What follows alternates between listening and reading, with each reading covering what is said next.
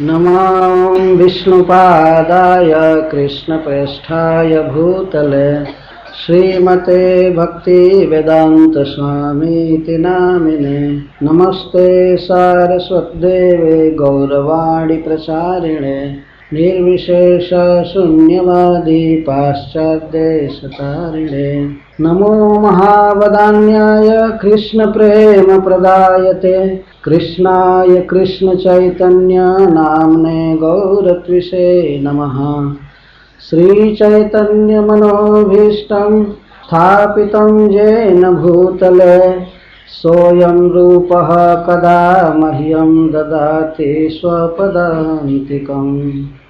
वाञ्छाकल्पतरुभ्यश्च कृपा सिन्धुभ्य एव च पतितानां पावनेभ्यो वैष्णवेभ्यो नमो नमः। यत्कीर्तनं यत्स्मरणं यदीक्षणं यद्वन्दनं यत्श्रवणं यदर्हणं लोकस्य सद्यो विधुनोति कल्मषं तस्मै सुभद्राश्रवसे नमो नमः। भूतैर्महद्भिर्यैमा पुरो विभुर्निर्मायशेते जदमोऽशु पुरुषः भुङ्क्ते गुणान् षोडश षोडशात्मकः सोऽलङ्कृशिष्ठ भगवान् वचांसि मे। जय श्री कृष्ण चैतन्य प्रभु नित्यानंद श्री अद्वैत गदाधर शिवासादि गौर भक्तवृंद। हरे कृष्णा कृष्णा कृष्णा हरे हरे हरे राम राम राम हरे हरे। ओम नमो भगवते वासुदेवाय।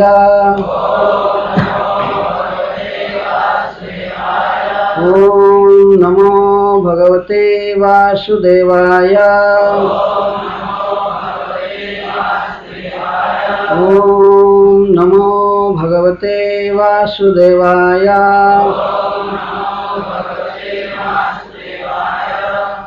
अरिष्टे निहते दैत्ये कृष्णेनाद्भुतकर्मणा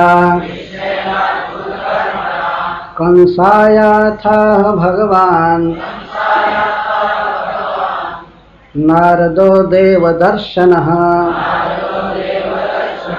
यशोदायाः सुतां कन्यां देवक्याः कृष्णमेव च रामं च रोहिणीपुत्रं वसुदेवेन बिभ्यता न्यस्तौ स्वमित्रे नंदे वै जाभ्यां ते पुरुषा हतः।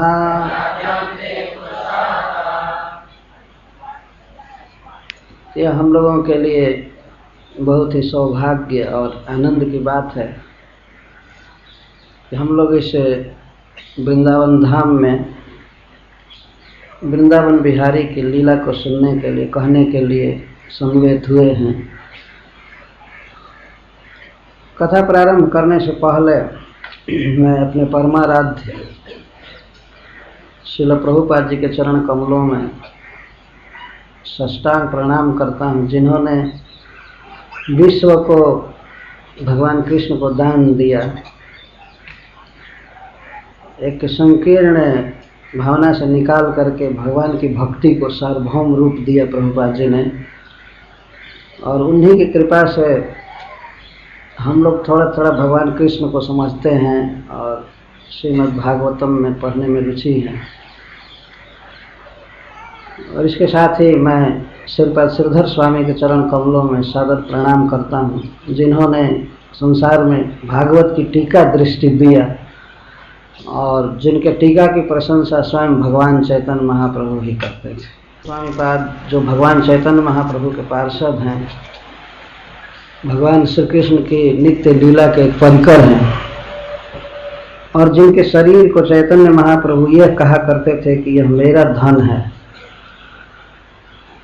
जब सनातन गोस्वामी जगन्नाथ जी के रथ के नीचे दब करके आत्महत्या करना चाहते थे तो चैतन्य महाप्रभु ने कहा कि यह देह तुम मुझको समर्पण कर चुके हो, इसलिए यह मेरा है, इसे नष्ट करने का तुम्हारा अधिकार नहीं। जिस देह को भगवान चैतन्य महाप्रभु अपना स्व कह रहे, स्व तो कह रहे थे, धन कह रहे थे, और जिसके द्वारा उन्होंने श्रीमद् भागवतम की टीका लिखवाई है, ऐसे श्रीपाद सनातन गोस्वामी के चरण कमलों में मैं कोटि कोटि प्रणाम करता हूँ। और वास्तव में उन्हीं की कृपा से भागवत समझा जा सकता है। और जिन्होंने समग्र वैदिक साहित्य के सिद्धांत को एक जगह एकत्रित किया, विशेषकर चैतन्य महाप्रभु की शिक्षाओं को, और उसको भागवत के आलोक में ग्रथित किया, इसको संदर्भ कहते हैं, ऐसे महापुरुष श्री जीव गोस्वामी के चरणों में मैं अपने कोटि कोटि प्रणाम अर्पित करता हूँ। और श्रील रूप गोस्वामी जो चैतन्य महाप्रभु के सर्वप्रधान पार्षद हैं, उनसे याचना करता हूँ कि वे हम सबके चित्त को भगवान कृष्ण में प्रेरित करते रहें। और इसके साथ ही साथ जिनकी टीका अद्भुत सरस है, रस को उभारने वाली है और भगवान कृष्ण को चित्त में भरने वाली, ऐसे श्रील विश्वनाथ चक्रवर्ती ठाकुर के चरणों में कोटि कोटि प्रणाम करता हूँ। इसके अतिरिक्त अन्य भी जिन्होंने हम लोगों की मदद की है कृष्ण को समझने में, भागवत को समझने में, ऐसे समस्त भाष्यकारों को, आचार्यों को हम सत्सह प्रणाम करते हैं। और यहाँ प्रयास करेंगे कि उनके द्वारा श्रेष्ठ कुछ रस प्रस्तुत किया जा सके उनकी कृपा से। तो इस बार यहाँ पर कथा होगी दो व्यक्ति के मनोरथों की। कंस मनोरथ कर रहा था और कंस की आज्ञा पा करके ही ब्रज पथ पर चलते हुए श्री अक्रूर जी मनोरथ कर रहे थे। इस सप्ताह का मुख्य विषय है अक्रूर जी का मनोरथ। मथुरा से वृंदावन के पथ पर वो विविध मनोरथ करते हुए आए हैं, और उनके मनोरथ को देख करके ही श्रील सुखदेव गोस्वामी ने एक सिद्धांत का श्लोक कहा, देहम भृताम इयान अर्थो, प्राण धारण करने वाले, देह धारण करने वाले जीवों का यही एकमात्र स्वार्थ है, यही परम पुरुषार्थ है। जैसे अक्रूर जी की दशा हुई वैसी होनी चाहिए। जब यह श्लोक आएगा तो वहाँ पर व्याख्या करने का प्रयास किया जाएगा। तो कथा यहाँ से प्रारंभ कर रहे हैं। अरिष्टे निहते दैत्य। इसके पहले मैं अपने इस कृष्ण बलराम मंदिर के व्यवस्थापकों को भूरिशा धन्यवाद देता हूँ जिन्होंने इस कथा का आयोजन किया, जैसे महामना प्रभु जी, वैष्णव दास जी, सार्वभौम प्रभु जी, और भी जिन भक्तों ने इसमें प्रेरणा दिया, कार्य किया, वास्तव में पुण्य के भागी हैं। इतने लोगों को भगवान की कथा सुनने का एक अवसर दिया। अब मैं प्रारंभ कर रहा हूँ। श्रील सुखदेव गोस्वामी कहते हैं, अरिष्टे निहते दैत्ये कृष्णेनाद्भुत कर्मणा कंसाया था भगवान नारदो देव दर्शनः। जब भगवान श्री कृष्ण ने अरिष्ट का वध कर दिया, जो वृषभ के रूप में आया था, तब श्री नारद जी कंस के पास आए। अथ आह, इसके बाद बोले।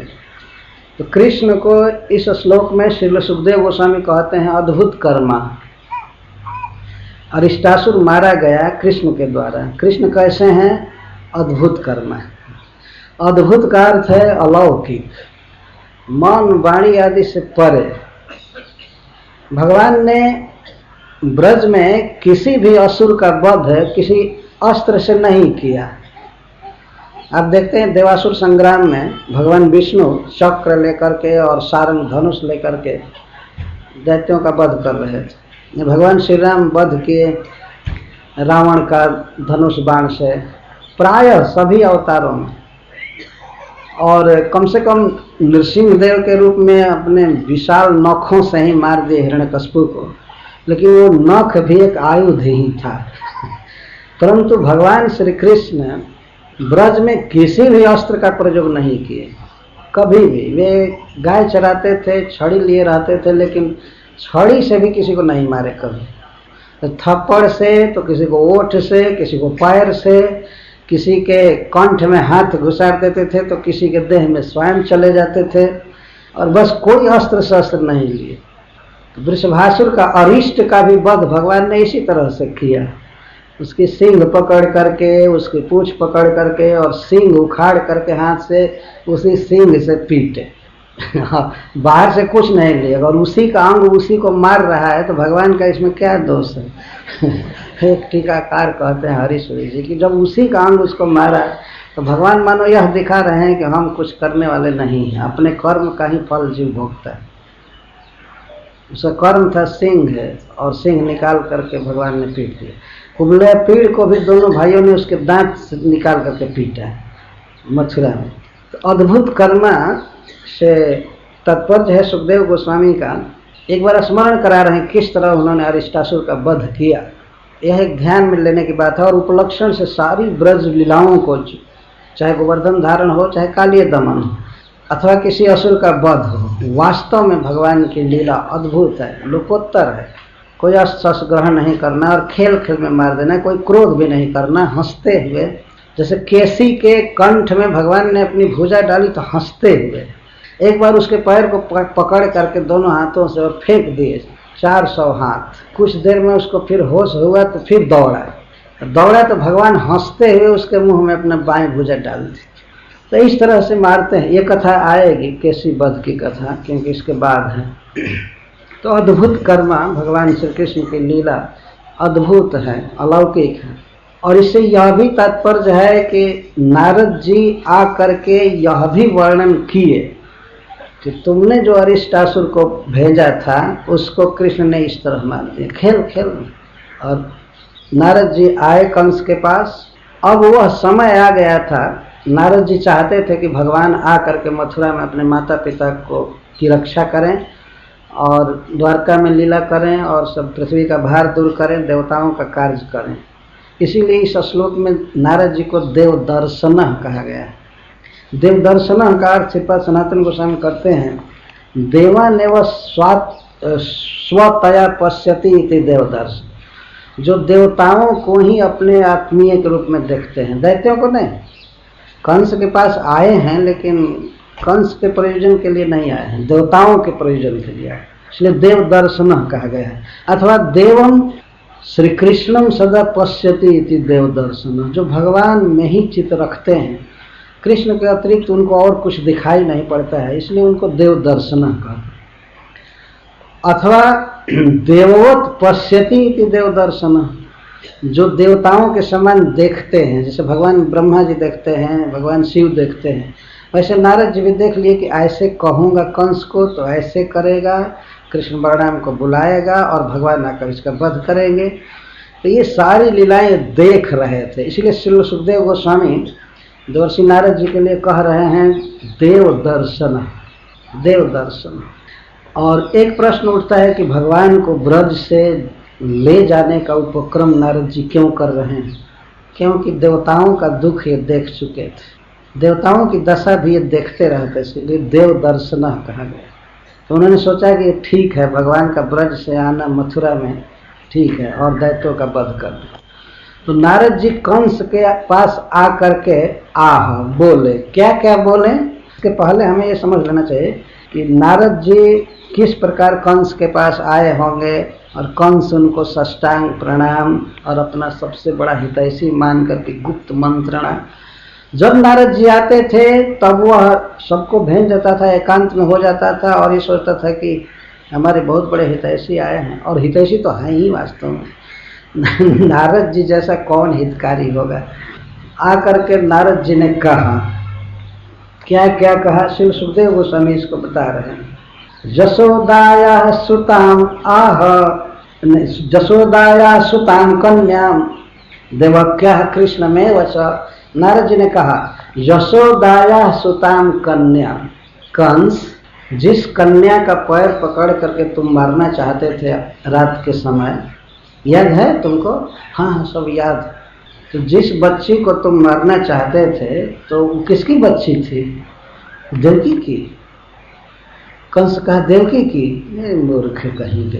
यशोदाया सुताम कन्या, तो देवकी सुतात्वेन प्रसिद्धम कन्याम यशोदाया सुताम आ। नारद जी ने कहा कि जो देवकी की पुत्री के रूप में विख्यात हुई, जिसका तुम वध करना चाहते थे, वास्तव में वो जसोदा की बेटी, जसोदा की कन्या। अरे कौन से तो आसन से उठकर खड़ा हो गया होगा कि अरे बाप रे, जसोदा की कन्या।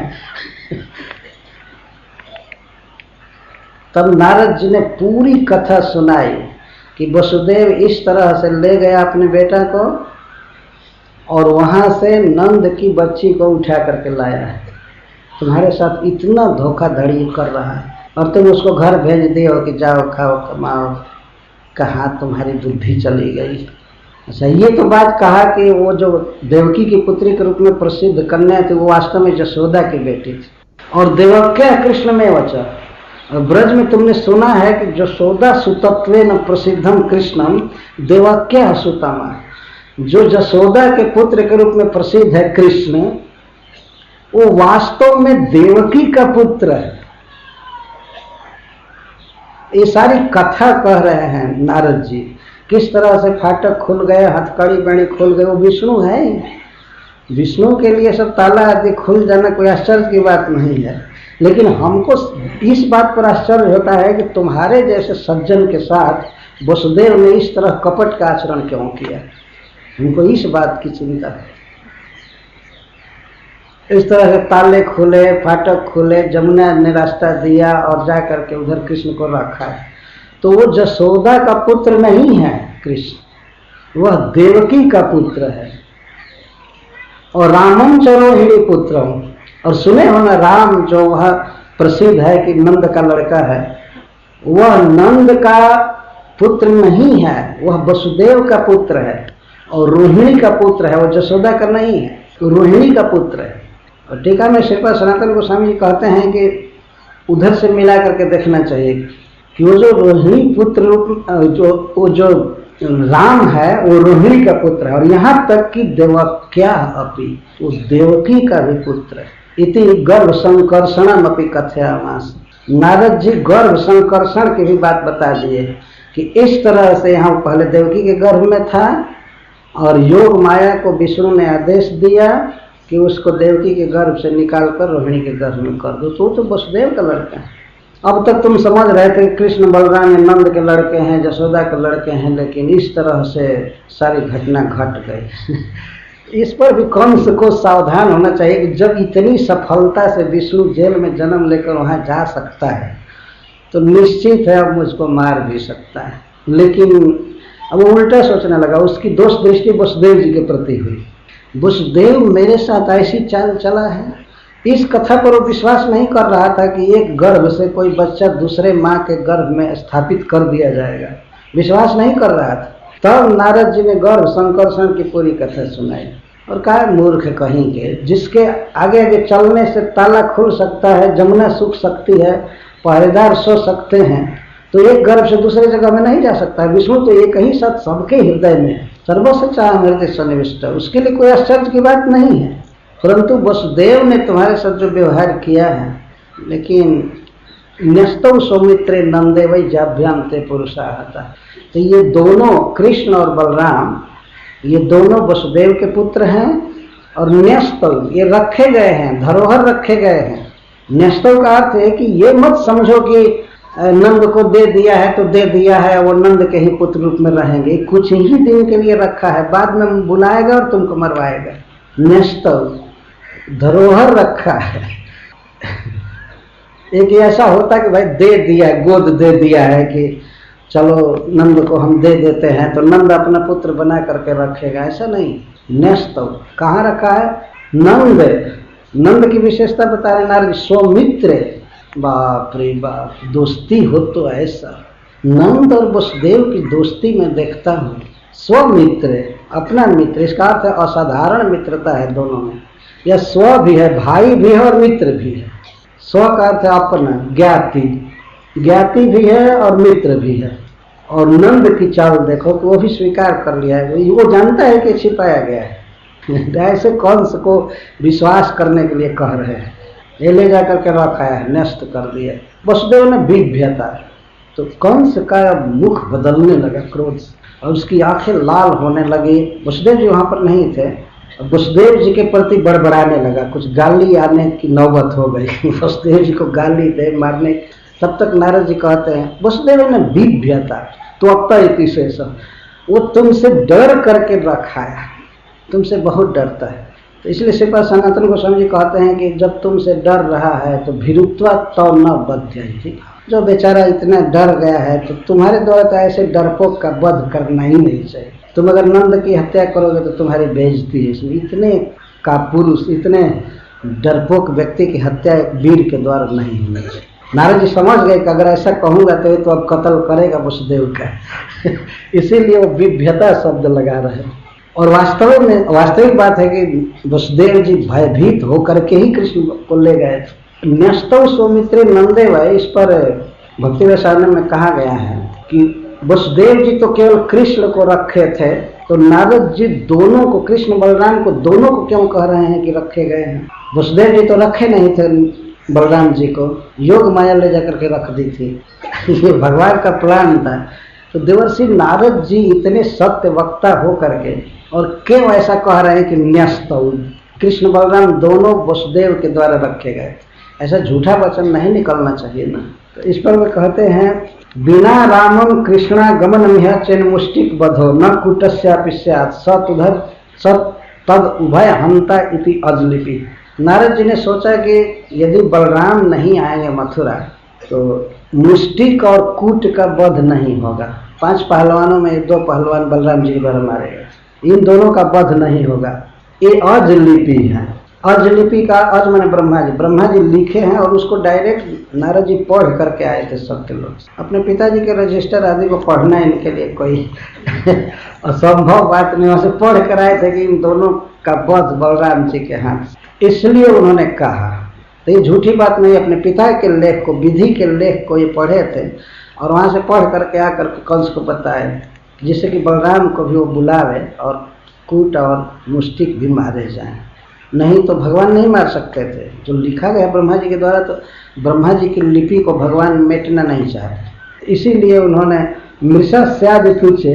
यदि नारद जी इस प्रकार की बात नहीं कहते और बलराम जी नहीं आते तो ब्रह्मा जी का लेख मिथ्या हो जाता, मृषा हो जाता। इसलिए अपने पिता के वचन की रक्षा के लिए उन्होंने ऐसी बात कह दिया कि वसुदेव ने दोनों को रखा है। अन्यथा एक के रखे जाने पर कथम उभय विन्यास कथनम, कैसे कह सकते थे कि वो बलराम भी रखे गए हैं ब्रज में? यही कारण था उन्होंने कहा। और जब कंस हाथ में तलवार लिया, निशम में तद भोजपति कोपथ प्रचलितेन्द्रिय निशातम असीमा दत्त वसुदेव जिघांसया। अभी वसुदेव जी घर पर थे, लेकिन इसको इतना क्रोध आया कि हाथ में निशातम असीमा दत्त, एक तीक्ष्ण तलवार ले लिया हाथ में और लगा बड़बड़ाने की अभी वसुदेव का वध कर देता हूँ, अभी कर देता हूँ। वसुदेव जिघांसया, क्रोध से उसका मन विचलित था। यहाँ इंद्रिय का अर्थ है मन, और शरीर भी कांपने लगा। प्रचलित इंद्रिय, हाथ में तलवार लिया और मन में पूरा क्रोध व्याप्त हो गया। इसके द्वारा श्रीपाद सनातन गोस्वामी जी कहते हैं इति विवेक हानि उगता है। अब जब क्रोध हो गया तो विवेक भी समाप्त हो, विवेक की हानि है। अतिशय क्रोध में व्यक्ति को पता नहीं चलता है क्या करना चाहिए। तो वसुदेव को मारने के लिए तैयार हुआ तो निवारितो नारदेन तत्सुतो मृत्युमात्मा, नारद जी ने निवारण किया। कंस रुको, क्या सोच रहे हैं? जब इन्होंने कह दिया कि डर करके तुमसे अपने पुत्रों को रखा है, उसी समय इसको मारना नहीं चाहिए था, लेकिन फिर भी वो नीच था, वो फिर भी मारने की तैयारी कर रहा था। अब ऐसा लगा कि नारद जी को ये कहेगा कि थोड़ा 2 मिनट वेट कीजिए और मैं उसका कत्ल करके आ रहा हूँ। जो मेरे साथ इतना दगाबाजी किया है, ला करके हमको लड़की दिखाया, धोखा दिया, बाप रे बाप। मैं वसुदेव को सत्यवादी समझता था और हमसे पूछा था कि कंस जी आप मुझ पर विश्वास करते हैं ना कि मैं सत्य बोलता हूँ? तो मैं कहा था कि हाँ, तो यही सत्य बोला है। लड़का को ले जा करके रख दिया नंद के यहाँ और नंद की लड़की को उठा करके लाया। वाह नाटक, वो मारने के लिए तैयार हो गए। तो नारद जी निवारितो नारदेना, नारद जी तो समर्थ, उन्होंने कहा सुनो पहले बैठ, तुम्हारी मृत्यु किसके हाथ से है? वसुदेव के हाथ से तो तुम्हारी मृत्यु है नहीं, इसलिए वसुदेव से क्या मतलब? वो जिए चाहे मरे, उससे तुमको क्या अर्थ है? उसको जीने दो। खतरा जिससे है उनको बुलाओ। तब सुतो मृत्युमात्मना, आत्मना का अर्थ स्वस्य निजस्य तव, तुम्हारी मृत्यु वसुदेव के दोनों पुत्रों के हाथ से है। उनके कहने का आशय है कि दोनों एक तराक तो मृत्यु, दोनों में एक से तुम्हारी मृत्यु, ये कहने का आशय। लेकिन ऐसे दोनों को कह रहे हैं कि दोनों को बुलाएगा, इसलिए बारंबार कह रहे हैं। तब तो नारद जी ने कहा देखो विचार करो, आखिर तुम्हारी मृत्यु कृष्ण के हाथ से, बलराम के हाथ से है, तो वसुदेव का वध कर दोगे तो तुम्हारा सारा काम बिगड़ जाएगा। तुमको किसको मारना चाहिए? तुम सोचो, किसी भी विवेकी व्यक्ति को अपनी मृत्यु को मारना चाहिए ना, मृत्यु टालना चाहिए। तो तुम्हारी मृत्यु जब कृष्ण बलराम के हाथ से है तो कृष्ण बलराम को मारना चाहिए ना, वसुदेव को मारकर क्या करोगे? तो वो कहा कि ठीक है, कृष्ण बलराम को भी बाद में मारूंगा, पहले वसुदेव का वध कर लेता हूँ। तब नारद जी ने कहा नहीं मूर्ख हो तुम, जब ही तुम वसुदेव का वध कर दोगे तो यह संवाद तुरंत ब्रज में चला ही जाएगा, और जब ब्रज में ये संवाद जाएगा कि वसुदेव जी का वध हो गया तो नंद दोनों लड़कों को लेकर के लापता हो जाएगा, कहीं भाग जाएगा, ले जाकर के उनको पालेगा, पोसेगा, जड़ी बूटी को खिलाएगा, पहलवान बनाएगा, और बाद में आकर के तुम्हारा दोनों वध कर देंगे। नंद भाग जाएगा दोनों को लेकर के और वे लोग भी सोचेंगे कि जब हमारा पिता मारा गया तो वे एक तो और ज्यादा उनका क्रोध बढ़ेगा, और वर्तमान में वे छिप जाएंगे, तुम्हारे खोजने पर भी वो मिलेंगे नहीं।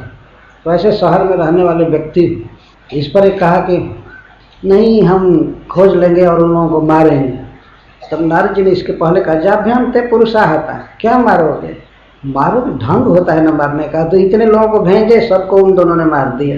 जाभ्याम ते पुरुषाहता, तुम्हारे जितने भृत, अकासुर, बकासुर, धेनु, पूतना आदि गए सब तो मारे गए ना, किसके द्वारा मारे गए? जरा विचार करो। ऐसा नहीं है कि वो बहुत कमजोर, बहुत बलवान है। नारद जी इसके अंदर भय भी उत्पन्न कर रहे थे, उनका ट्रिक था, और अपनी उक्ति की सत्यता को भी स्थापित करना चाहते थे। जब तुम्हारे लोगों की मृत्यु कृष्ण बलराम के हाथ से है तो तुम्हारी भी मृत्यु उसी सीरीज में हो। नारद जी के कहने का आशय ये था, लेकिन वो बोका समझ नहीं रहा। कल तुम्हारे जितने आदमी थे जो ब्रज में गए सबको उन्हीं दोनों ने मारा है। किसी को बलराम ने मारा, किसी को कृष्ण ने मारा, किसी को दोनों ने मिल करके मारा। जब सभी मारे ही गए तो तुम कैसे बचोगे? उनके कहने का आशय यह भी था, लेकिन वो समझ नहीं रहा था। कोई व्यक्ति जब कहीं किसी से बात कहता है तो अपनी उक्ति को सत्य साबित करना चाहता है। तो नारद जी प्रमाण दे रहे हैं कि मैं जो कह रहा हूँ बिल्कुल फैक्ट कर रहा हूँ, उनके हाथ से तुम्हारी मृत्यु है। क्योंकि इधर मथुरा में एक भी व्यक्ति वसुदेव के हाथ से नहीं मारा गया। नहीं मारा गया ना? तो नहीं, ये तो किसी को नहीं मारा है। तब तो इसको मारकर क्या करोगे? उन्हीं दोनों के हाथ से सब मारे जा रहे हैं, तो और बचे हुए लोगों को यदि बचाना चाहते हो या अपने को बचाना चाहते हो तो उनको मारो, कृष्ण बलराम को मारो। हन्यताओं कहते होंगे। हन्यताओं का अर्थ है कि संस्कृत में प्राप्यता, मतलब उनको प्राप्त करो। हा का अर्थ होता है अनुगमन, प्राप्ति, और हा का अर्थ है वध कर देना। तो नारद जी ऐसे बोल रहे थे कि उसका एक अर्थ होता था इस तरह भेंट करो कृष्ण से, बलराम से। रोक दिए हुए, कहे नहीं। तो श्रील विश्वनाथ चक्रवर्ती ठाकुर कहते हैं कि यहाँ तक कि कंस, ये जो तुम्हारी स्थिति अभी हुई, जो क्रोध से तमतमा गए और तलवार उठा लिए मारने के लिए वसुदेव को, यह संवाद भी नंद के पास नहीं जाना चाहिए। तुम मारोगे नहीं वसुदेव को, लेकिन अगर यह संवाद भी कहीं पहुंच गया कि वो तलवार उठाया था वसुदेव जी का वध करने के लिए, और इस कारण से कि ये दोनों वसुदेव के पुत्र हैं, तब भी वो दोनों लड़कों को लेकर के नंद भाग जाएगा कहीं इधर उधर। कहाँ खोजोगे? तो हम मारे कैसे दोनों को? तो कंस परेशान हो गया। तो नारद जी ने कहा कि देखो, अपनी गली में कुत्ता भी शेर होता है। जितने लोगों को भेजे उनके पास तो मार दिए गए। हमारी समझ से उन दोनों को अपने यहाँ बुलाओ, यहाँ बुलाओ, यहाँ पर तुम्हारा बल है। जो वहाँ तुम्हारे लिए प्रदेश है ब्रज, मथुरा अपना घर है, और कोई ना कोई उपाय करो, जैसे पहलवानी का बहाना करो, या कुबले पीड़ हाथी है, किसी से कुछ लवा दो, मार के खत्म करो, यहाँ बुलाओ। हमारे समझ से तो यही उक्ति ठीक है, लेकिन तुम फ्री हो, तुम जो भी स्वतंत्र जो भी सोचो, लेकिन मैं ऐसा कर रहा हूँ कि उनको यहीं पर बुलाना चाहिए। कंस के मन में ये जुक्ति जच गई। और नारद जी इतना कह करके हरे कृष्णा कृष्णा कृष्णा हरे हरे राम, तो वो देख लिए कि ऐसा होगा, भगवान आएंगे, इसका वध करेंगे। तो कंस अब केसी से बात करता है। हाँ, तो नारद जी के उक्ति को सुन करके वो देवकी और वसुदेव को बांधा। नारद जी ने ही कहा था कि देखो, देवकी वसुदेव को यदि तुम बांध दोगे तो कृष्ण बलराम दोनों अपने पिता को छुड़ाने के लिए भी आएंगे। इतना साहसी हैं वे लोग। पिता का दुख दूर करने के लिए और माँ का दुख दूर करने के लिए लोग आएंगे, और आएंगे तो तुम आसानी से वध कर सकोगे। और यदि वध कर दोगे वसुदेव का, तब तो अब मथुरा आने का नाम नहीं लेंगे। इसलिए इनको बांध करके रखो, कारागृह में डाल दो। श्री विश्वनाथ चक्रवर्ती ठाकुर कहते हैं, क्या नारद जी पर दोष नहीं लगता देवकी वसुदेव को कारागृह में डलवाने का? नहीं, नारद जी जानते हैं कि यदि मैं ऐसा करवाऊंगा तो देवकी वसुदेव को एक अवसर मिलेगा अपने दोनों पुत्रों के मुख कमल को देखने का, जिनको देखने के लिए तड़प रहे हैं वे आएंगे। तो कृष्ण बलराम को देख करके देवकी वसुदेव को जो सुख होगा वो केवल एक दिन कारागृह में रहने से क्या हर्ज। अभी कंस से बात कह करके नारद जी भगवान के पास आएंगे और कहेंगे मैं परसों देखना चाहता हूँ कंस मर गया, मैं परसों देखना चाहता हूँ। जिस दिन वे कंस को ये कहे उसी दिन की बात, मैं परसों देखना चाहता हूँ कंस मुष्टिक चारूण आदि का वध हो गया। भगवान ने कहा ठीक है मैं जाऊँगा। ये सारी बात सेट कर दिए थे। तो इसीलिए नारद जी पर कोई दोष दृष्टि नहीं करनी चाहिए कि अरे बाप रे बाप, देवकी वसुदेव को कारागृह में डलवा रहे हैं। तो ज्ञातवा लोहमय ही पास है बबंध सहभार जया। कंस यह जान करके कि ऐसे ऐसे करेंगे तो इनके दोनों पुत्र आएंगे और इनको छुड़ाने तो उनको मारेंगे, इसलिए वसुदेव जी को पहले आयरन चेन में लोहा का बंधन, कोई जूट और पटुआ का बंधन नहीं, काट में लोहा का बंधन लगाया, हथकड़ी। और सहभार जया, उनकी भार्या देवकी के साथ भी। प्रायः आजकल भी हम लोग देखते हैं कि पुरुषों को हथकड़ी लगाई जाती है, बेड़ी पहनाई जाती है, लेकिन स्त्रियों को प्रायः नहीं पहनाया जाता, ऐसा देखा जाता। लेकिन कंस देवकी को भी हाथ में बेड़ी डाला, पैर में और हाथ में हथकड़ी, और कारागृह भेज दिया। इस पर सनातन गोस्वामी जी कहते हैं कि यह क्यों किया? तो इसलिए किया कि जब दोनों बच्चे सुनेंगे कि हमारी माँ कारागृह में है तो वो जल्दी आएंगे, उनके शीघ्र आगमन के लिए ऐसा किया। और दूसरा, अथवा स्वाभाविक दुष्टत्व देव, तो दुष्ट था ही वो, ये थोड़े विचार करता है कि स्त्री है पुरुष है इसको नहीं बांधना चाहिए। क्योंकि मान लीजिए वसुदेव को अगर वो कारागृह में भेजता है तो क्या देवकी जी थोड़े भाग जाती छोड़ करके वसुदेव जी को? कम से कम उनको तो घर पर छोड़ना चाहिए था। पर इसके द्वारा यह भी लगता है कि नारद जी ने भी संकेत किया होगा कि दोनों को बांधो तब वे लोग जल्दी आएंगे। सब मिलाकर के वे लोग 2 दिन जेल में थे। इस बार जब कन्या का जन्म हुआ था उसने कहा कि तुमको मारने वाला जन्म ले चुका, तो उसी समय उनको घर भेज दिया था। उसके पहले कई वर्ष में रहे थे जेल में, लेकिन अब इधर 10-11 वर्ष तक अपने घर पर थे। फिर नारद जी आकर के कारागृह में डलवाए थे। नारद जी के चले जाने के बाद केसी को बुलाया। प्रेष्यामास हन्यताम भवता राम केशव, राम माधव। केसी दैत्य को बुलाया और कहा कि देखिए भवता, आदर किया। जब कोई काम बनाना होता है तो नीति शास्त्र कहता है कि बहुत आदर करना चाहिए। अपने सेवक से केसी से कहा भवता, आपके द्वारा कृष्ण बलराम का वध होना चाहिए, आप जाइए और वध कीजिए। तभी प्रश्न होता है कि इधर कृष्ण बलराम को बुलाना भी चाहता है और इसको क्यों भेज रहा है? कंस के मन में बड़ी व्यग्रता थी। श्रीपाद सनातन गोस्वामी जी लिखते हैं कि वो सोचा कि नारद जी ने जो हमको मंत्रणा दिया है और मैं जो वसुदेव का वध करने के लिए तैयार हो गया था, कहीं यह बात उधर फैल ना जाए, इसलिए वो बाद में आएंगे नहीं, बात फैल जाएगी तो बाद में आएंगे नहीं, इसके पहले ही केसी को भेज करके और मार देना चाहिए। और नारद जी कह चुके कि आपके सभी आदमी उन दोनों के द्वारा मारे गए, तो इसको फिर भेजने की क्या जरूरत है? जब आदमी की बुद्धि नष्ट हो जाती है तो ऐसा ही कार्य करता है। केसी को भेज करके और इसके बाद बुलाया, इष्ट गोष्ठी किया अपने जितने आदमी थे। ततो मुष्टिक चारुण सल तो सलद आदिकान, पहलवानों को बुलाया, क्योंकि नारद जी ने संकेत किया था कि आपके यहाँ बड़े बड़े पहलवान हैं और कोई दंगल का बहाना बना करके फेस्टिवल कैसे मरवा दो, खत्म करो। तब बुलाया मुष्टिक चारुण सौल तो सलादी, आदि से कुटादी, एक कूट बच गया, 5 पहलवान, 5 को बुलाया एक साथ बुलाया, और अमात्यांश और हाथियों को हाँकने वाले महावतों को भी बुलाया, जिसमें कुबलयापीड़ को हाँकने वाले भी कई लोग थे। एक ही महावत नहीं था, कई कई महावत चलते थे। कुबलयापीड़ के एक पैर की रक्षा करने के लिए एक हाथी चलता था, दूसरे पैर की रक्षा के लिए दूसरा हाथी। तो चार महावत तो ऐसे ही थे, आगे पीछे चलते थे। तो महावतों को बुलाया, हाथी को ड्राइव करने वालों को, और मंत्रियों को बुलाया। बुला करके जब सब लोग जुटे तो संबोधन किया। भो भो निशाम्यता में तद वीर चारुण मुष्टिकौ। सबको संबोधन किया। जैसे सभा में कोई बोलता है तो किसी विशिष्ट व्यक्ति को संबोधन करता है, तो कभी कभी जनरल संबोधन किया जाता है, जैसे कहते हैं लेडीज एंड जेंटलमैन। तो ये जनरल संबोधन है। लेकिन कभी कभी किसी का नाम रखते हैं, तो यह समझ गया, प्रोत्साहित करने के लिए सबसे वीरों का नाम रखा है। हे चारों वीर चारुण मुष्टिक, हे वीरों, तो वीर शब्द सबके लिए हो गया। और चारुण मुष्टिको अथवा हे वीरौ, हे चारुण मुष्टिको, ये अर्थ कि हे चारुण और हे मुष्टि और अन्य सब। बहुत गंभीर सभा लगी हुई थी, और भगवान को मारने के लिए, कंस को बचाने के लिए सभा हुई।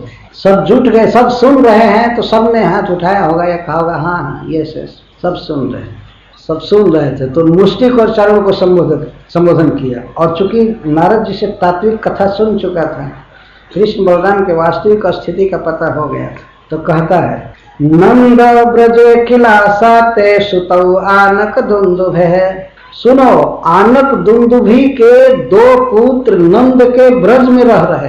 देवताओं ने जो पहले कहा था कि 8वें पुत्र से तुम्हारा वध होगा, वो पुत्र हे वीरों नंद के ब्रज में है।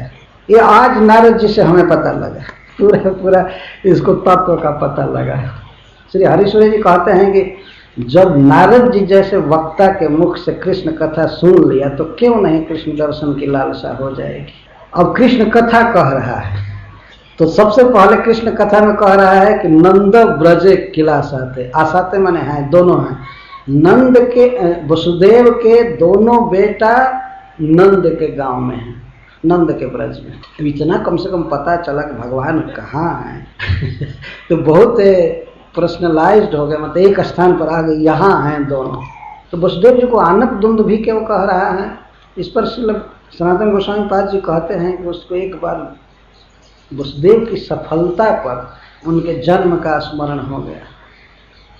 जब वसुदेव का जन्म हुआ था, वो सोच रहा है कि वसुदेव का जन्म हुआ था तो देवताओं ने नगाड़ा बजाया था, सहनाई बजाया था, इसी से उसका आनक दुंदुभी नाम है। सही में आनक दुंदुभी है। यहाँ बच्चों को इतनी बारीकी से पहुँचा देना, रक्षा कर लेना, उसके जीवन में केवल सफलता ही सफलता है। इसलिए उसके मुख से आनक दुंदुभी निकल रहा है। जन्म से ही वो ग्लोरियस, जन्म से ही वो महान है, सफल होता जा रहा है। लेकिन नारद जी ने रोक दिया था कि इसका वध मत करो, तो अब क्रोध नहीं हो रहा था। लेकिन वसुदेव जी के साफल्य पर वो मुग्ध था। इस तरह से हथकड़ी बेड़ी में और कारागृह के भीतर पड़ा हुआ व्यक्ति और ऐसे सफलता से पुत्रों को पहुंचा दे, और वो भी गर्भ का बच्चा चला जाए दूसरे माँ के गर्भ में। बाप रे! तो जब ये सोचा कि वसुदेव इतना सफल है तो आगे भी सफल होगा ही, ये तो सोचना चाहिए था ना। लेकिन वहाँ पर ये विचार नहीं कर रहा है। उसके कहने का असल वसुदेव बहुत तेजस्वी व्यक्ति है, बहुत शुरू से ही ऐसा है। क्या करूं, मेरा कोई दुर्भाग्य है, उसके दोनों बेटा नंद के घर में है। नाम रख रहा है, उनका नाम है राम कृष्ण। एक का नाम है राम, एक का नाम है कृष्ण। नाम लेने में इसको आनंद आ रहा है। एक टीकाकार कहते हैं कि चलो भगवान का नाम ले रहा है तो बहुत अच्छी बात है। हरे कृष्णा कृष्णा कृष्णा हरे हरे, हरे राम राम कृष्ण दोनों हैं। तब सभा में कुछ लोगों ने कहा, तब केवल यही सूचना देने के लिए आप सभा किया? तो नहीं, काम है। और ततो मह्यम मृत्यु किल निदर्शित, उन्हीं दोनों के द्वारा मेरी मृत्यु निश्चित की गई। किसके द्वारा? नारदेन दैवेन वा निदर्शित। नारद ने बताया हमको कि उन दोनों के द्वारा आपकी मृत्यु, और पहले से ही देवताओं ने कहा ही था। तो शुरू से ही कहा गया, देवकी का विवाह जिस दिन हुआ उसी दिन से ये बात पता चल गया। तो देवताओं ने तो केवल नोटिस दिया था, वास्तव में विधाता ने ही लिख दिया है कि इन दोनों के द्वारा कंस की मृत्यु हो। तो हमारी मृत्यु है सभासदों कृष्ण बलराम के हाथ से। तो फिर भी कुछ लोगों ने पूछा होगा तब सरकार, तो आपके कहने का आशय क्या है? जब दोनों के हाथ से आपकी मृत्यु है तो आप क्या चाहते हैं? तो कहता है, हाँ, कुछ लोग तैयार हो गए। श्री सनातन गोस्वामी जी कहते हैं कुछ लोग तैयार हो गए, नंद ब्रज में है, अरे हम अभी जा रहे हैं। चारुण बोला, मुष्टिक बोला, ये सब बोले बस बस अभी जाते हैं, मार करके आ जाते हैं। तो कंस कहता है नहीं नहीं, सुनिए सुनिए, जो उधर गए सब मारे गए, इसलिए अब उधर कोई मत जाए, वहां नहीं मार पाओगे, वहां नहीं मार पाओगे। भवद्भ्याम यह संप्राप्त अन्यता मल्ल लीला। जब ये दोनों यह संप्राप्त यहाँ आए मथुरायाम, यहाँ आने पर मल्ल लीला द्वारा, पहलवानी के उत्सव द्वारा उनको मार दो। यह संप्राप्त का यहाँ आने पर कंस कहा कि देखो, स्थान प्रधानम न बल प्रधानम, स्थाने स्थितो का पुरुषोपि शूर, जानामि नागेंद्र तव प्रभावम, कंठे स्थितो गर्जसी शंकरस्य। एक बार गरुड़ जी गए थे भगवान शिव के पास, तो शिव जी के कंठ में एक सर्प था। गरुड़ जी को देखते ही फुफकारने लगा। तो गरुड़ जी सोचने लगे, देखो बासुकी आदि मेरे आगे कुछ नहीं है, लेकिन स्थान प्रधानम न बलम प्रधान, स्थान प्रधान होता है, बल नहीं। अभी शिव जी के कंठ में है इसलिए फुफकार रहा है, जरा बाहर होता तो मैं इसको बता दे। ये गरुड़ जी सोच रहे हैं, जाना में नागेंद्र तव प्रभाव, कंठे स्थितो गर्जसी शंकरस्य, शंकरस्य कंठे स्थितो गर्जसी। भगवान शिव के कंठ में हो इसलिए गरज रहे हमें। उस सांप में बल नहीं था कुछ भी, लेकिन जिस स्थान में रह रहा है उसका बल। अब गरुड़ जी कैसे खा सकते थे उस सांप को?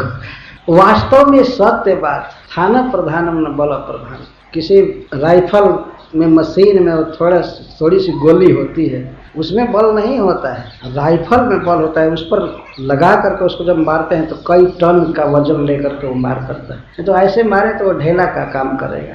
स्थान प्रधान होता है, बल होता है। इस विषय में हमें बारंबार याद आती है, हम लोगों का स्थान है, हम लोगों का एक संघ है, स्कान है, इसी के द्वारा हम लोगों का बल बढ़ता है। इस संसार में कहीं जाते हैं, प्रचार करते हैं, तो वास्तव में ये स्थान प्रधानम न बल प्रधानम, स्थान का प्रभाव होता है। तो वो का पुरुषों की सूर, वो का पुरुष भी वीर हो जाता है। कंस कह रहा है कि मैं स्थान प्रधानम, कृष्ण बलराम का वो स्थान है ब्रज, और वहाँ के जंगल में घाट, दाव पेच, जमुना का किनारा, गिरिराज की गुफा आदि सब जानते हैं, कहाँ किसको मारना है, क्या करना है। उसके कहने का आशय ये होता है। तो वो दोनों वहां पर वीर हैं, इसलिए अब वहां का मैं प्लान छोड़ चुका है। कंस केवल केसी को भेज दिया हूं, लेकिन हमें ऐसा नहीं है कि वो लौटेगा। कंस ऐसा कर, इसीलिए तो कह रहा है कि यह सम प्राप्त हो, यहाँ आने पर। तो यहाँ कैसे आएंगे? जब उसको मार देंगे तभी तो आएंगे ना, किसी को मारेंगे तभी तो यहाँ आएंगे। यह सम प्राप्त, यहाँ जब वो भी सम प्राप्त हो, ठीक से आ जाए, नगर में घुस जाए, बिल्कुल वो भी गांव से बाहर, मथुरा से बाहर नहीं मार पाओगे। बिल्कुल सम प्राप्त हो करते, सम्यक प्राप्त हो, बिल्कुल निकट आ जाए, और उस समय वो असावधान हो, वो ये न जाने कि हमको मारने का उपाय किया गया है, उनको ये पता नहीं चलना चाहिए। और पहलवानी का उत्सव होगा तो वे लोग ये समझें कि हाँ, ये राजा को खुश करने के लिए कुछ प्रतियोगिता चल रही है, कंपटीशन चल रहा है। असावधान हो, उसी समय मल्ल लीला, मल्ल क्रीड़ा द्वारा, लीला द्वारा मारो, नहीं तो अगर वो सावधान हो जाएंगे तो हमें नहीं आशा है कि कोई मार पाएगा। असावधान जब रहे तब मारना है, यह संप्रदाय। ये बहुत महत्वपूर्ण बात। अपने स्थान में व्यक्ति वीर होता है। एक और श्लोक में कहा गया है कि स्थानम प्रधानम न बल प्रधानम। तो ग्राह के विषय में, नक्र के विषय में कहा गया है कि वह जब पानी में रहता है तो बड़े बड़े गजराज को भी वो खींच लेता है पानी के भी, लेकिन वो पानी से बाहर हो जाए जमीन पर तो उसे कुत्ते भी नोचते हैं और उसका कोई बल काम नहीं करता। इसीलिए कंस बहुत नीति के साथ और नारद जी के निर्देशन के अनुसार कि अपने स्थान में बुलाओ, यहाँ मारो। नारद जी चाहते थे कि भगवान आकर के यहाँ इन सभी खलों का वध करे, यही आकर के मारे। इसीलिए वो कहा यह संप्राप्त हन्यता मल्ल लीला। अच्छा, मल्ल क्रीड़ा की सत्यता ज्ञापन के लिए क्या कहा? मंचः क्रियंतम विविधा, विविध मंच बनाओ।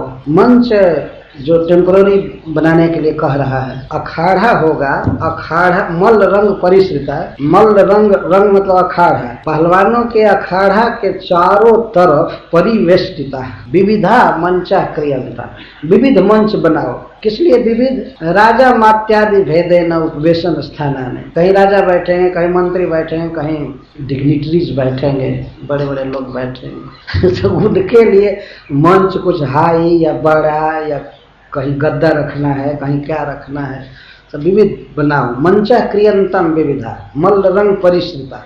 मल रंग के अखाड़ा के चारों तरफ बहुत बड़े मैदान में ये सब किया गया था। और ये सब इसलिए कह रहा है कि किसी को ये पता न लगे कि कृष्ण बलराम को मारने के लिए ये किया जा रहा है। सब यही समझे कि सचमुच के उत्सव हो रहा है। मल रंग परिश्रित पौरा जानपदा सर्वे पश्यंतु स्वैर संजुगम। जिस पर मथुरा के लोग बैठे और जानपदा जनपद के लोग, देश के लोग भी आए। इसके द्वारा कंस यह सिद्ध कर रहा है कि मथुरा का एक एक बच्चा बैठना चाहे तो अंट जाना चाहिए, इतना बड़ा स्टेडियम बनना चाहिए। और जानपदा जनपद के, देश के जो लोग भी आवे देखना चाहे सबको बुलाना चाहिए। वे आकर के देखें स्वैर संजुगम। स्वैर का अर्थ है स्वेच्छा से। तो देखें कि यहाँ पर सब अपनी अपनी इच्छा के अनुसार राजा को प्रसन्न करने के लिए पहलवानी दिखा रहे हैं। किसी को ये पता नहीं लगना चाहिए कृष्ण बलराम को मारने के लिए किया गया। तो ये पौरादि वंचन प्रकार गांव के लोग, मथुरा के लोग या देश के लोग ये समझे कि सचमुच के उत्सव हो रहा है। कोई ये ना समझे कि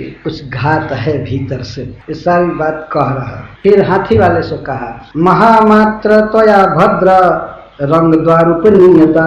हे महामात्र, हे महावत। महामात्र को हम लोग महावत कहते हैं। हे महावत, और संबोधन किया हे भद्र, हे बहुत सज्जन व्यक्ति। और इसका सारस्वत अर्थ है, इसको संधि करके कहेंगे तो अभद्र। उसके मुख से निकला कि हे अभद्र, बेकार आदमी। सरस्वती जी उसके जीभ से निकल रही है। त्वया रंग द्वारी द्वीप कुबलया पीड़ा अनियता। तुम एक काम करो, जब वो रंगमंच बन जाए आमे और कृष्ण बलराम जब आ जाए मथुरा में, तो तुम रंग के द्वार पर कुबलया पीड़ हाथी को लाओ। कुबलया पीड़ हाथी बहुत बड़ा था। कुबलय का अर्थ होता है पृथ्वी मंडल। यह शिरोभूषण की तरह कुबलया के मस्तक पर रह सकता था, इतना वो बलवान हाथी। इसलिए उसका नाम पड़ा कुबलया पीड़, अथवा पृथ्वी मंडल पर वह मुकुट के समान था, सुशोभित होता था पृथ्वी के ऊपर, इसलिए उसको कुबलया पीड़ कर। तो उसको लाना और जही तेन ममा हितो, उस हाथी के द्वारा मेरे दोनों अहितों को, मेरे दोनों दुश्मनों को मार। अहित का एक सरस्वत अर्थ है कि न हितौ जाभ्याम ते अहित, जिन दोनों से बढ़ करके किसी का भी, मेरा या किसी का भी दूसरा कोई हितैषी न हो, वे है अहित। कृष्ण और बलराम से बढ़ करके हित कोई नहीं है किसी का। तो तुम हाथी को लाना और मार देना। रंग द्वारी उपनीयता, रंग द्वार पर रखना। कि पहले से ही कितना गलत प्लान था। तो रंग द्वार पर लाएगा तो कंस नीति सिखा रहा है कि रंग द्वार पर लाओगे तो वहीं पर राजा चूंकि हाथी पर चढ़ करके आता है तो वहां से हाथी भीतर घुस नहीं सकता है, दरवाजा छोटा छोटा रहता है। तो तुम इस तरह से ला करके रखना। लेकिन जब कृष्ण बलराम आए ग्वाल सखाओं के साथ, तो हाथी को रंग द्वार के ठीक बीच में रख। अब भगवान कहने लगे कि हटाओ हाथी को, किनारे करो, किनारे करो। भगवान बहुत सभ्य बच्चे की तरह बोल रहे थे, ए महावत, हाथी को थोड़ा अलग करो। और वो चाहते थे कि हाथी वाला क्रोधित हो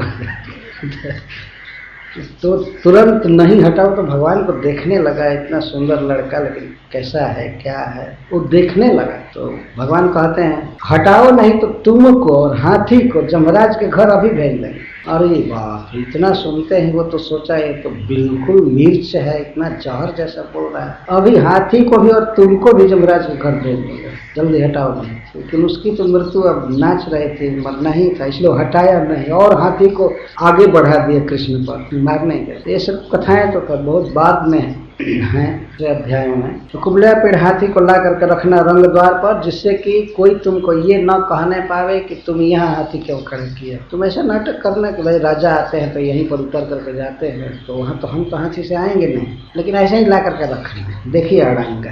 अब आदमी के आने के द्वार पर हाथी ला करके खड़ा कर रहा है। बुद्धि तो इसकी नष्ट हो गई है।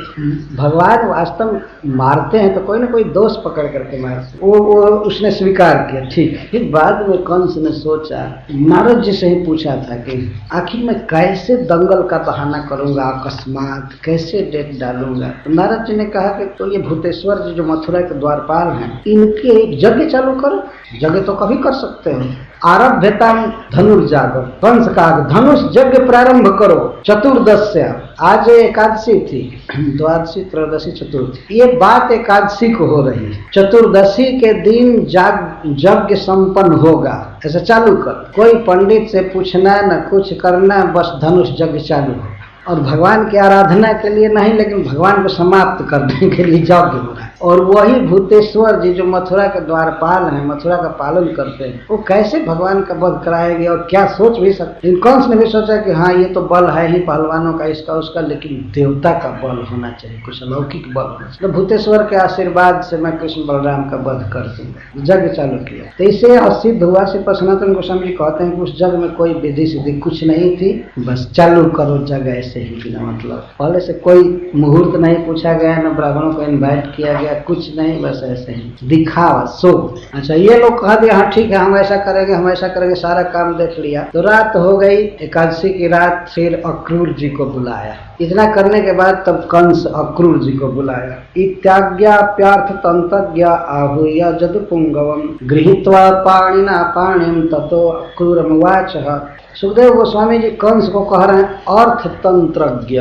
कंस केवल इस विषय में प्रवीण था, कैसे पैसा कमाया जाएगा, कैसे सब दुनियादारी चलाना, लेकिन धर्म शास्त्र नहीं। अर्थ तंत्रज्ञ, तंत्र का अर्थ है सिद्धांत, अर्थ सिद्धांत जानता था, अर्थ तंत्रज्ञ, लेकिन भक्ति करने में बोका था। पैसा कमाने, व्यवस्था आदि में बहुत प्रवीण, लेकिन धर्म शास्त्र में प्रवीण नहीं। तो बुलाया अक्रूर जी को। आहूय, आहूय का अर्थ किसी को भेज करके बहुत आदर के साथ बुलाया। और बुला करके जब वो आए अक्रूर जी, गृहीत्वा पाणिना पाणि, प्रथम बार अक्रूर जी के हाथ अपने हाथ से पकड़ा। नहीं थी तो बहुत बड़ा व्यक्ति था, अक्रूर जी से इतना बराबरी का संबंध नहीं करता था। गृहीत्वा पाणिना पाणि, अक्रूर जी के हाथ को अपने हाथ से पकड़ा। कृपा सनातन गोस्वामी जी कहते हैं स्नेह प्रदर्शनार्थ, स्नेह दिखाने के लिए कि आपका हमसे बहुत स्नेह है, और विश्वास के लिए प्रोत्साहन देने के लिए हाथ से हाथ पकड़ा और बात करने लगा। कहा भो भो दानपते मह्यं क्रियतां मैत्रमादृतः नान्यस्ततो हिततमो विद्यते भोज वृष्णिषु। हे दानपते, हे दानवीर, आप मेरा हित कीजिए, आप मेरी मित्रता कीजिए, मेरा एक बहुत बड़ा काम अटक गया है, उसको आप कीजिए। तो दानपति संबोधन क्यों कर रहा है? इस पर श्रीपाद सनातन गोस्वामी जी कहते हैं कि अक्रूर जी के हाथ में एक रेखा थी, वो रेखा उनके दानपतित्व को बता रही थी। दान देने में अक्रूर जी बहुत प्रवीण, तो उनका नाम ही प्रसिद्ध हो गया था दानपति। हेमंतक मणि भी चुरा कर ले गए थे, तो वहां दान कर रहे थे बनारस, भोग नहीं भोग रहे थे, सब दान कर रहे थे, यज्ञ कर रहे थे, इसलिए इनका नाम था दानपति। कंस के कहने का आशा है कि आप दान देते ही रहते हैं, दान देते ही रहते हैं, तो हमको भी दीजिए, हमारे जीवन की रक्षा कीजिए, आप बचाइए, हमारी मृत्यु ऐसे होने वाली है, इसलिए मैं आपका आश्रय ले रहा हूँ, अब हमारा काम कीजिए। क्रियता मैत्रम आदृत, आप हमसे बहुत प्रेम करते हैं, स्नेह करते हैं, इसलिए मैत्रम क्रियतम, अब मैत्रम का अर्थ हित कर, मेरा हित कीजिए। पूछे और ये भी कहा कि भोज वृष्णि वंशियों में, यादवों में आपके समान मेरा दूसरा कोई हितैषी नहीं, आप ही मेरे हितैषी। वास्तव में कंस अपने को कभी यादव नहीं मानता था, वो था भी नहीं, वो दैत्य था। उग्रसेन जी का रूप धारण करके द्रुमिल नामक एक असुर ने, राक्षस ने उग्रसेन जी की पत्नी का संग किया था, उसी से उत्पन्न हुआ था। और जिस दिन वसुदेव जी का पहला पुत्र हुआ और वो लौटा दिए, कंस लौटा दिया, तो कंस को आकर नारद जी ने उसी दिन बताया था कि जानते हो ये लोग कौन है, ये सब देवता है और तुम दैत्य हो, तुम्हारे पिता ये हैं, तुम्हारे पिता उग्रसेन नहीं है, उग्रसेन तो देवता है, और ये सब तुम्हारा वध करने के लिए यहाँ जन्म लिए हैं। विष्णु आने वाला है, उसके पहले सब देवता आ गए, कोई तुम्हारा बाप बन करके, कोई बेटा बन करके, कोई इधर उधर सब जुट गए, तुम वास्तव में दैत्य हो, तुम अपनी याद करो तुम कौन हो। तो उसी दिन से कंस मान लिया कि मैं दैत्य हूँ और ये सब देवता है, अतः सबको मारना, धन छीनना, घर छीनना चालू कर। तो सारे यादव भाग चुके थे मथुरा छोड़कर, मथुरा के और भी आसपास के प्रदेश छोड़ करके, लेकिन अक्रूर जी नहीं भागे। अक्रूर जी केवल इसी मनोरथ से नहीं भागे, यदि मैं दूर चला जाऊंगा तो कृष्ण बलराम का दर्शन होना कठिन हो जाएगा, वो रहेंगे ब्रज में, इसीलिए किसी भी तरह से कंस को प्रसन्न करके मुझे यहीं रहना चाहिए, और इसीलिए रह रहे थे। और उनके मनोरथ का वह दिन आ गया जिस दिन कंस स्वयं ही इनको भेज रहा है दर्शन, कृष्ण बलराम के पास स्वयं भेजेगा, कह रहे कि आपके अलावा मेरा कोई हिततम नहीं है, हितैषी नहीं है, बाकी तो और सब दुश्मन ही है, देवता ही है, कहने का आशय है, उसके कहने का आशय है। वो यह भी जानते थे कि अक्रूर भी एक देवता है, क्योंकि नारद जी ने कहा था, अथवा नारद जी ने एक शंका उत्पन्न करने के लिए कह दिया था, सर्वे वही देवता प्राय उभयोरपि भारत। हे कंस, ये नंद कुल में, ब्रज में और मथुरा में उभय, ये दोनों तरफ प्रायः सब देवता है। प्रायः कह देने से कंस को विश्वास हो गया था कि अक्रूर आदि नहीं है, कुछ को छोड़ करके मतलब लगभग 98-99% सब देवता है, एक आध देवता नहीं है मनुष्य।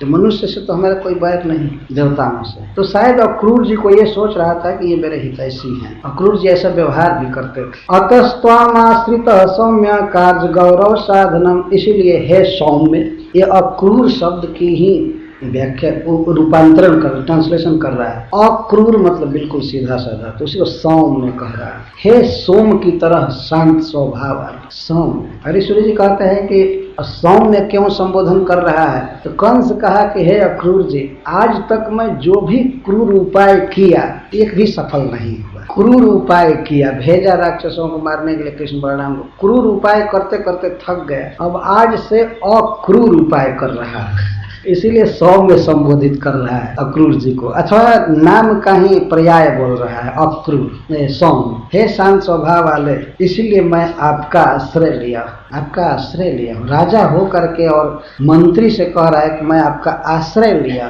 कार्य गौरव साधनम, क्योंकि मैं जानता हूँ कि इस महान गुरुतर कार्य को आप ही पूरा कर पाएंगे। बहुत बड़ा प्रयोजन है, गुरु प्रयोजन, बहुत बड़ा काम है, इस काम को आप ही पूरा कर सकते हैं, इसलिए मैं आपका आश्रय ले रहा हूँ। आश्रित, आप यही समझिए मैं आपकी शरण में हूँ बिल्कुल। तो अक्रूर जी कहे कि अरे आप राजा हैं, इतने महान हैं, मैं आपकी क्या सहायता करूंगा, आप मेरी शरण क्यों ले रहे हैं। तब कहता है इसमें संदेह नहीं है कि मैं बड़ा हूँ और मैं समर्थ हूँ, लेकिन आप इतिहास पढ़े हैं इंद्र कितना समर्थ है, तीनों लोगों का ईश्वर है, लेकिन फिर भी वो उपेंद्र की शरण में रहता है। उपेंद्र तो उपकार है, इन्फेरियर सहायक, और इंद्र उपेंद्र। वामन देव की शरण में इंद्र है, तो वामन देव को छोटा कह रहा है, उपेंद्र को हीन कह रहा है, इंद्र को विभु कह रहा है इस श्लोक में। विभु, विभु होते हुए भी, सर्व समर्थ होते हुए भी इंद्र उपेंद्र का आश्रय लेते हैं, वामन का आश्रय लेते हैं। जो जाकर के बलि से भीख तक मांगा उसका आश्रय ले, क्या किया जाए, समय पर आश्रय लेना पड़ता है। तो समर्थ होने पर भी जैसे इंद्र विष्णु का आश्रय लिया,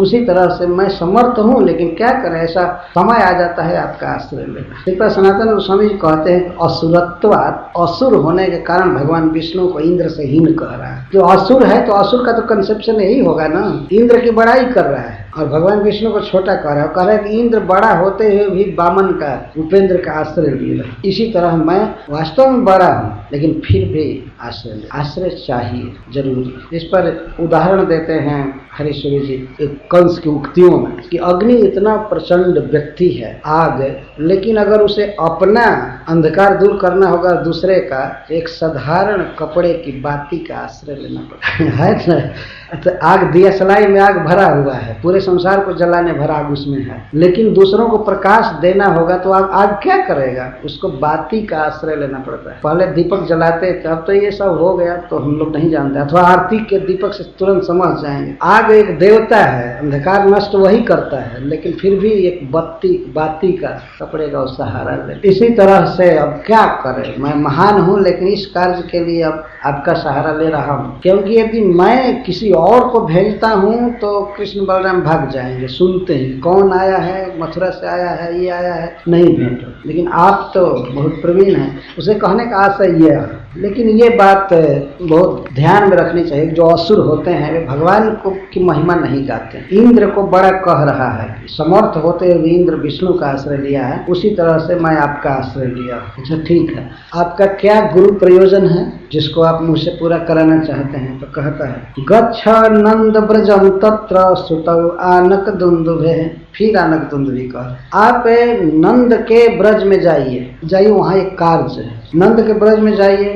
तो फिर अक्रूर जी पूछते हैं वहाँ क्या बात हो गया? आनक दुंदुभे सुतौ तत्र, आनक दुंदुभि वसुदेव के दोनों पुत्र वहाँ हैं, आसाते दोनों हैं तो यहाँ ने न रथेना नयमाचिरम, दोनों वहाँ हैं तो अनेन रथेन माचिरम तौ आनय, आप इस रथ से जितना शीघ्र चले जाइए और उन लोगों को लाइए, जितना जल्दी लाइए। यहाँ अनेन रथेन का अर्थ है कि अपनी उंगली से दिखा कर कह रहा है कि देखिए कितना अच्छा रथ है। वास्तव में भगवान की ही लीला शक्ति से वो रथ बनाया गया। कंस उस पर अभी चढ़ा नहीं था कभी, नया रथ था और खूब डेकोरेशन किया गया था सोना से और सबसे, जिससे कि रथ को देख करके भी कृष्ण बलराम को रथ पर चढ़ने की इच्छा हो जाए। पहले से ही लीला शक्ति के द्वारा बनाया गया, इस आशय से नहीं कि कृष्ण बलराम को लाना है, लेकिन जब यह तय हुआ कि लाना है तो वो डेकोरेशन करा रहा था कंस। भक्त लोग इसलिए रथ सजाते हैं कि भगवान का दर्शन सब लोग करें, और कंस रथ यात्रा निकाल रहा था कि भगवान को लाकर मार ले जाए। अनेना रथेना का से दिखा कर कह रहा है इस रथ से दोनों को लाइए और शीघ्रम, देर मत कीजिए। इसलिए शीघ्रम कह रहा है कहीं हम लोगों के इस समझा का, इस सलाह का पर्दाफाश न हो जाए, इसलिए शीघ्र होना चाहिए। रथ देख कर कह रहा है तो इस पर सनातन गोस्वामी कहते हैं कि उसके कहने का अर्थ है कि रथ इतना अच्छा है कि दोनों बच्चों को इस पर चढ़ने की स्वयं उत्कंठा होगी। आपको कहना नहीं पड़ेगा कि चलो मथुरा, आप केवल यह कहिएगा कि हम मथुरा जा रहे हैं तो अपने आप रथ पर चढ़कर चल देंगे कि हम चलेंगे, आपको आसान पड़ेगा। इसलिए अनेना रथेना कह रहा है इस रथ से उन लोगों को दोनों को यहाँ लाइए। यहाँ क्या लाने की जरूरत है भाई? मान लीजिए अक्रूर जी पूछे यहाँ सरकार के किस उद्देश्य से उनको ला रहे हैं। निशिष्ट किल में मृत्यु देव ही वैकुंठ संश्रय, विष्णु के आश्रय में रहने वाले देवताओं ने उन्हीं दोनों को मेरे मृत्यु के रूप में निश्चित किया है। उसके कहने का मतलब ये दोनों मेरा क्या कर सकते हैं, लेकिन देवताओं ने उन्हीं को नियुक्त किया है मुझे मारने के लिए, उनके हाथ से मेरी मृत्यु है। देखिए बुद्धि भ्रष्ट, जब उनके हाथ से उसकी मृत्यु है तो दूर है तो इसको तो सोचना चाहिए कि और दूर चले जाए, ठीक हुआ। जब मृत्यु है तो उनको बुलाइए मेरे पास और मैं मार दूंगा।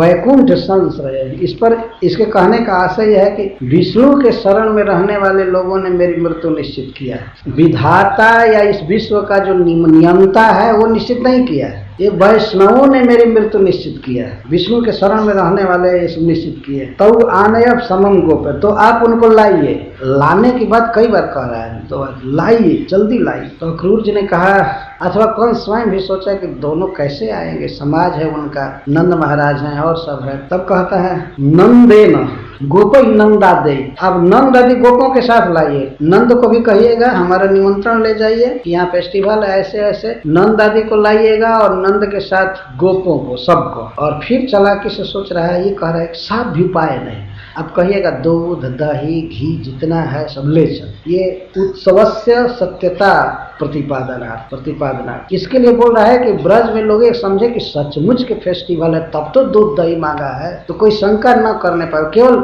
ऐसे ही बुला दिया जाए गोपों को कि आप आइए यहाँ फेस्टिवल है, तो कुछ शंका हो सकती है। लेकिन जब यह कहा जाएगा कि दूध चाहिए, घी चाहिए, दही चाहिए, हाँ तो विश्वास हो जाएगा कि वहाँ बहुत लोग जुटेंगे, फेस्टिवल होगा, भोज भात होगा, फीस्ट होगा, चल कोई बात। ये सुन करके वो लोग आ जाएंगे नंद आदि के साथ ले, नहीं तो वो लोग दोनों आएंगे नहीं। क्योंकि अक्रूर जी यह बात तो उन लोगों को पता चल ही गया होगा कि मैं कई वर्ष तक देवकी वसुदेव को कारागृह में बंद किया था और नंद है उसका मित्र, अतः दोनों लड़के तो नहीं आएंगे, वो नंद आने ही नहीं देगा उन लोगों को, उन दोनों को आने नहीं देगा। इसलिए नंद को भी लाइए, गोपों को लाइए, सबको लाइए, अभ्युपायन और भेंट की सामग्री भी लेकर के आओ। ठीक है, तो यहाँ आने के बाद क्या आपका प्रयोजन है उनको बुलाने का? अक्रूर जी तो एक एक बात पूछते हैं, साए साए रात किस लिए बुला रहे, क्या उद्देश्य? तब वो कहता है घात इससे यहाँ नहीं तो काल कल्पे न हस्त, यह आनी तो जब आप दोनों को यहाँ ला देंगे तो काल कल्पे न हस्तिना घात इससे, काल के समान बलवान हाथी के द्वारा दोनों को यहाँ मरवा दूंगा। और क्रूर जी ये सुन करके उस समय क्या सोचे होंगे वो, लेकिन वो यही सोच के लगता है कि भगवान अब इसका वध करना चाहते हैं। वो एक परम वैष्णव थे, ज्ञानी थे, वो समझ गए तुरंत। और उसने यह भी कहा कि नारद जी ने कहा ऐसा ऐसा कहा, तो अक्रूर जी समझ गए नारद जी आकर कहे थे तो अब इसका मरण निश्चित हो गया। लेकिन फिर भी पूछते थे आश्चर्य से क्यों बुला रहे हैं, उनसे क्या मतलब है? तो घात इससे यह आनी तो, यहाँ आने पर मरवा डालूंगा। किससे? काल कल्पेन हस्तिना, काल के समान समर्थ हाथी के द्वारा मरवा दूंगा।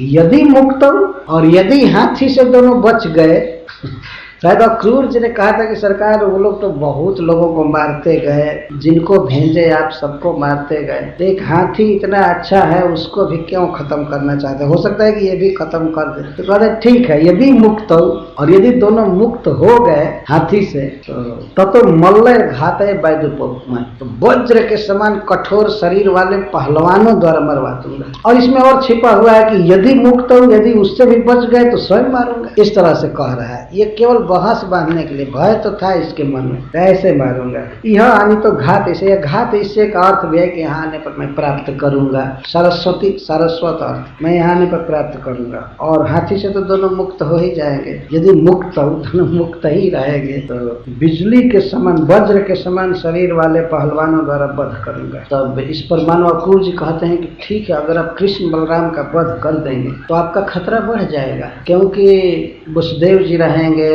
और नंद आदि गोप रहेंगे, तो ये लोग तो अपने दोनों पुत्रों के मरण का बदला तो आपसे चुकाना चाहेंगे, फिर बहुत खतरा बढ़ जाएगा, चारों तरफ बहुत बड़ा वैर विरोध बढ़ जाएगा, तो आप अपने पर संकट क्यों ले रहे हैं? तो कहते नहीं, किसी को नहीं छोड़ूंगा। तद बंधु निहनिष्यामि तयोर निहतयोस्तप्तन वसुदेव पुरोगमान, तद बंधु निहनिष्यामि वृष्णि भोज दशहरा का। जब दोनों का वध करूंगा तो दोनों के वध से दुखी हो जाएंगे वसुदेव आदि और नंद आदि सब, ऐसे ही अधमरे हो जाएंगे, कमजोर हो जाएंगे। तो सबको कत्ल कर दूं, एक भी नहीं छोड़ूंगा, एक को भी नहीं छोड़ूंगा। ये तो अभी तो कृष्ण बलराम को मारने के बाद मारना है। आप क्या सोचते हैं कि नंद को मैं छोड़ने वाला हूँ और वसुदेव को मैं क्षमा करने वाला हूँ? सबको मारूंगा, लेकिन पहले इनको मारूं कि इनके विरह में, इनके वियोग में, दोनों के ये पहले मर जाए, मतलब अधमरे हो जाए, कमजोर हो जाए। इसका भी सब सारस्वत अर्थ बहुत अच्छा दिया गया है। तद बंधु निहनिष्यामि, वसुदेव को मारूंगा और वसुदेव के संबंधियों को मारूंगा जितने हैं। वृष्णि भोज दशहरा का, वृष्णि वंशी, भोज वंशी, दशहरा वंशी, सबको मारूंगा। और इतना ही नहीं अक्रूर जी,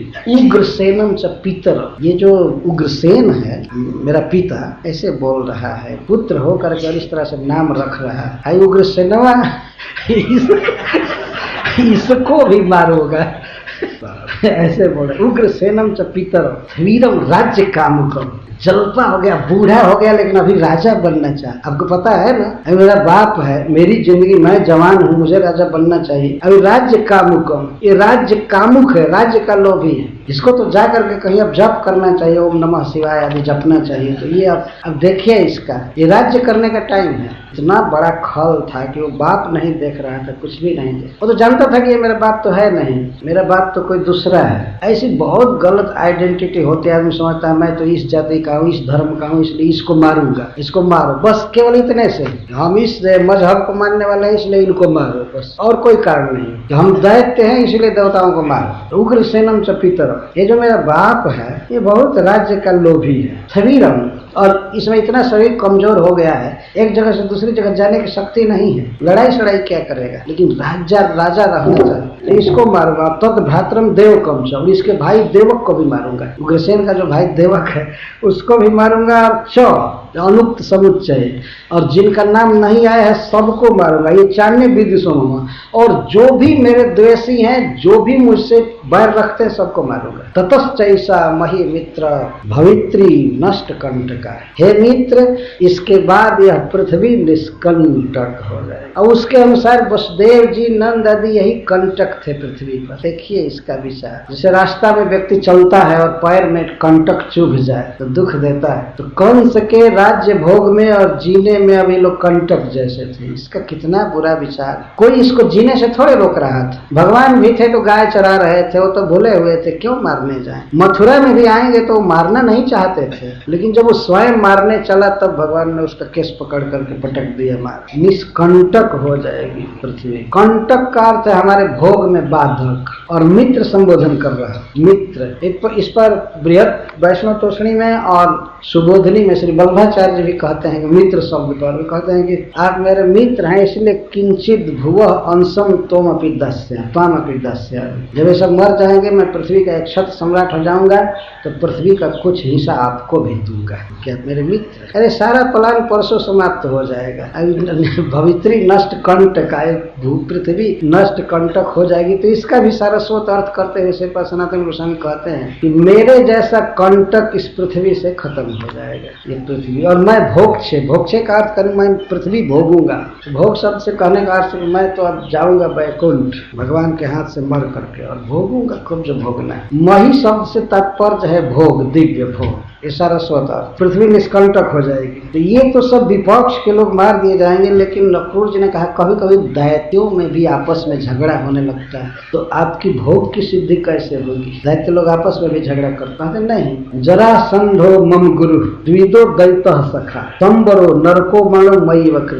इस संसार में जितने बड़े बड़े लोग हैं, सबसे बड़े बलवान, वे सब हमारे आदमी हैं, हमसे ही प्रेम करते हैं, हमारी सब तरह सहायता करते हैं। और जो सबसे बड़ा शक्तिशाली क्षत्रिय है वो तो मेरा खास ससुर है, तो दामाद का विरोध थोड़ी करेगा।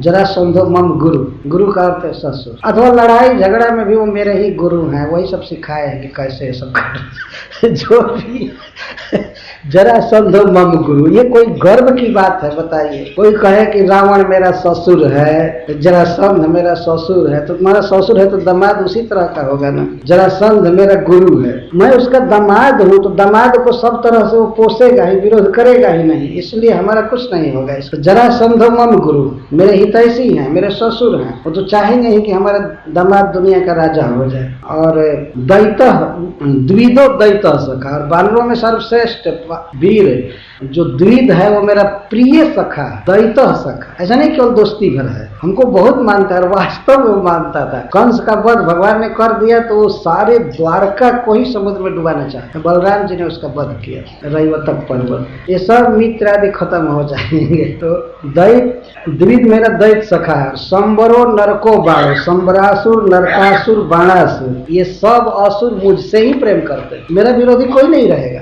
विरोधी या मेरा यही मेरा दुश्मन वसुदेव है, इसके लड़के हैं, ये सबसे बड़ा, और मेरा कोई शत्रु नहीं। और ये लोग तो सब हमारे मित्र हैं। तो जब जरासंध हमारा ससुर है तो उसके अधीन रहने वाले सभी राजा आदि सब हमारे हैं। और लोग इस तरह से गलत विचार आदमी करता है। किसको मित्र मानना चाहिए? वास्तव में भगवान सबके मित्र हैं, भगवान के भक्त ही सबके मित्र होते हैं। लेकिन भगवान के भक्तों को मान लिया हमारे दुश्मन, भगवान को भी दुश्मन मान रहा है। ये सब बहुत ही विचारणीय श्लोक हैं, किस तरह व्यक्ति गलत कंसेप्शन में इस संसार में रहता है। जो लोग सबसे बुरे व्यक्ति थे उनको कह रहा है कि हमारे सुहृद हैं, हमारे साथी हैं, और नंद महाराज को, वसुदेव जी को और भगवान को कह रहा है कि हमारे साथ। बहुत कुछ बातें भागवत में देखने को मिलती है, किस तरह से व्यक्ति गलत विचार रखता है, भ्रम में रहता है। हरीश जी कहते हैं कि वो कंस से इस तरह का दुर्विचार रख रहा, कदाचित यही विचार उसका भगवान के प्रति हो गया होता है कि वो हमारे संबंधी हैं, वसुदेव जी हमारे संबंधी हैं, ये है, कितना अच्छा होता। इसी को कृष्ण भावना कहते हैं। लेकिन व्यक्ति मानता है हमारा परिवार हमारा है, हमारा धर्म हमारा है, देश हमारा है, कृष्ण से, कृष्ण के भक्तों से कोई उसका मतलब नहीं, बल्कि आदमी अपने भोगों में प्रतिद्वंदी मानता है, असहाय मानता है। हम सर्वपक्षीय हत्वा भोक्ष महिमी मानते। तो अक्रूर जी ने कहा कि लेकिन ठीक है, पृथ्वी पर वसुदेव आदि का मान लीजिए आप वध कर देंगे और सब वध कर देंगे, लेकिन और भी तो राजा है ना, और अकेले आप क्या करेंगे? तो कहते नहीं, तई रहूं, तई